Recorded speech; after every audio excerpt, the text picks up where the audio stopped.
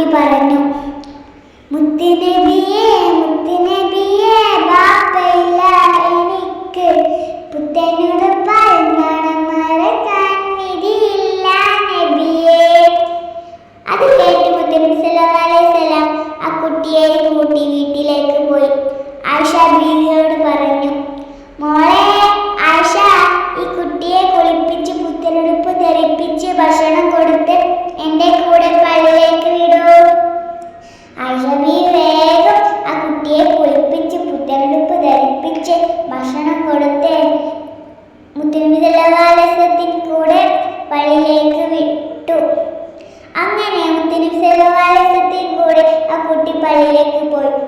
ആ കുട്ടി സങ്കടത്തുകൊണ്ട് ചോദിച്ചു, എല്ലാ കുട്ടികളും അവരുടെ ബാപ്പമാരുടെ കൂടെയല്ലേ പള്ളിയിലേക്ക് വരിക?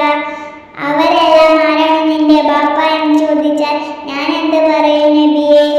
അത് കേട്ട് മുത്തുനബി സല്ലല്ലാഹു അലൈഹി വസല്ലം പുഞ്ചിരിച്ചുകൊണ്ട് പറഞ്ഞു, അവരെല്ലാം ആരാണ് നിന്റെ ബാപ്പ എന്ന് ചോദിച്ചാൽ ഞാനാണ് നിന്റെ ബാപ്പ എന്ന് പറയണം പറഞ്ഞു. ആ കുട്ടി സന്തോഷത്തെ കൊണ്ട് തുള്ളിച്ചാടി.